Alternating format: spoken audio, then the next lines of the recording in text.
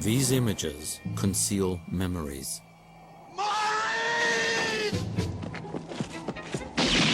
Beneath Hollywood's familiar stories lies a hidden history of persecution and murder which haunted a small group of men, not American cowboys, but Jewish immigrants. This is the story of the founders of Hollywood, the story of the idea that became their America and ours. What is America to me? Modern America first saw light on a Hollywood screen. It was largely the product of 6 movie studios established in the 1920s and run for over 30 years by a group of Jewish immigrants. They had strikingly similar backgrounds. All of these men who founded Hollywood were born within a 500-mile radius of one another. And all of them wound up roughly within 15 miles of one another in Los Angeles. One could say that the American dream was really born in Eastern Europe.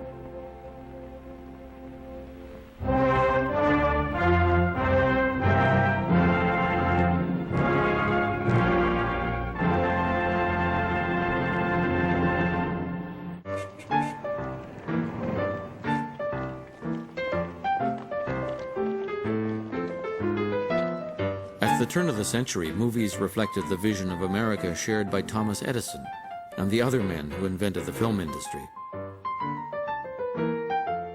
Most of these old stock Protestants saw film as an amusement for the working classes.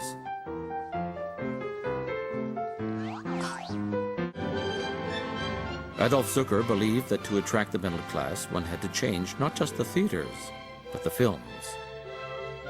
Bypassing Edison, he imported from France this film, featuring a famous stage actress. He premiered it in a Broadway theater. Not wanting to depend on Europeans for quality films, Carl Laemmle and the other Jewish exhibitors began producing their own films.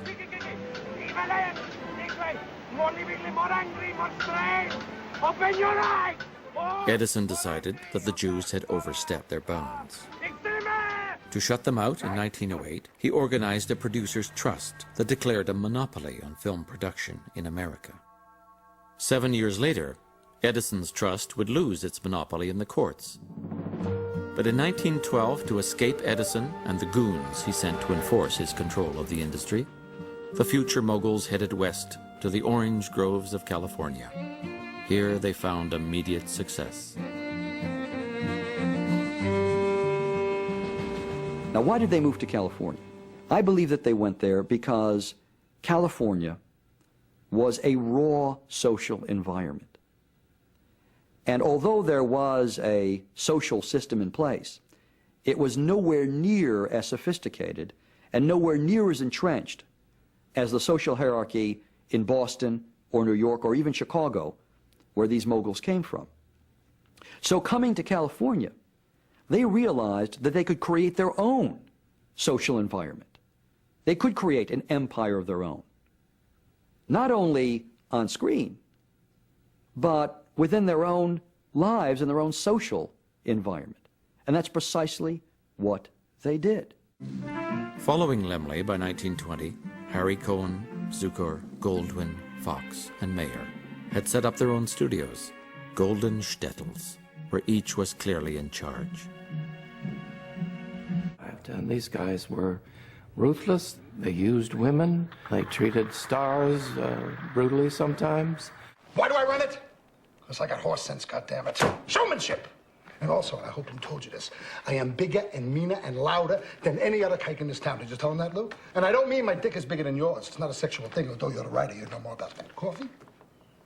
Jack Warner was considered a primitive, told terrible jokes. From beginning to end, the executive had the primary input into the picture and supervised every aspect of production, over and above the fact that beyond any individual picture, it was the executive who created the entire studio apparatus.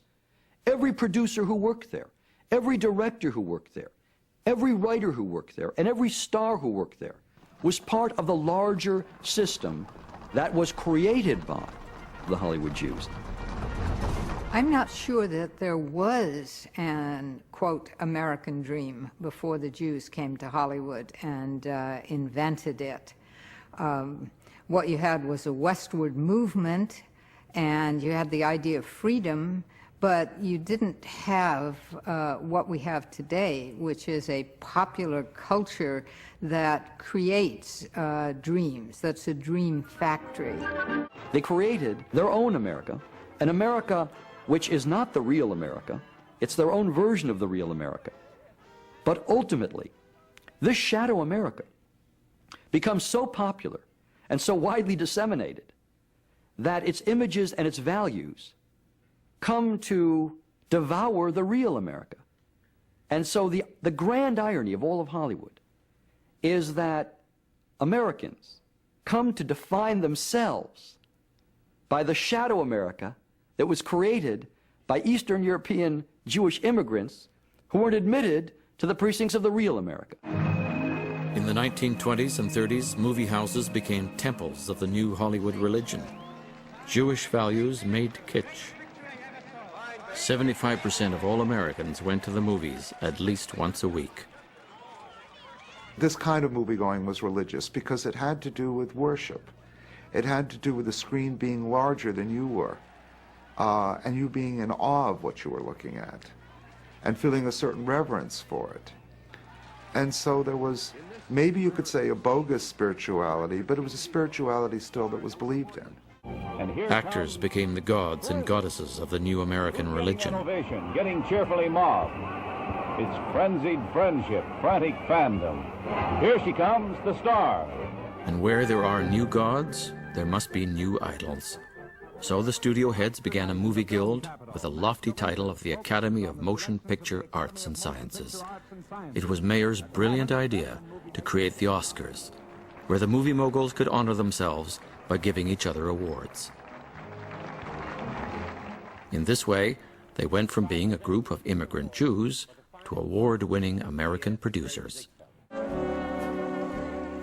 The whole notion that Hollywood pins itself on is intermarriage. The whole idea of inter-ethnic romance. Now, why do they do that? First of all, because love is a very democratic ideal. It knows no borders, it knows not riches, it knows not tradition, it knows simply the matters of the heart. In addition to that, when a Jew can marry a non-Jew, particularly part of the establishment culture, that's really a wonderful indication of how far up into society Jews have come. The Hollywood Jews may have wanted to marry into white America, but when it came to music, Jewish composers looked to black America. Harold Arlen, the son of a liturgical singer or cantor, became one of the foremost popularizers of the blues. Jews served as messengers, in essence, of black culture. They took it, they consumed it, they integrated it into their own cultural repertoire, and then introduced it to white America that was essentially willing to listen to Jews and to partake of what Jews had to offer in a way that they never would from blacks. One of the things that made American films so exportable is that anyone, anywhere could identify with so many of the themes of American movies, one of which was the idea of the outsider, which was a Jewish theme. Jews being outsiders, making films about outsiders. You see this even in monster pictures. I mean, King Kong. There's a film about, an outsider. And yet, it's the monster, if you want to call King Kong that, with whom the audience sympathizes.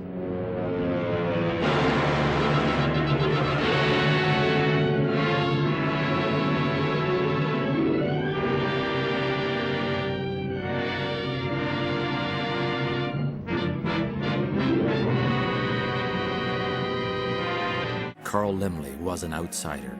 He resembled an elf.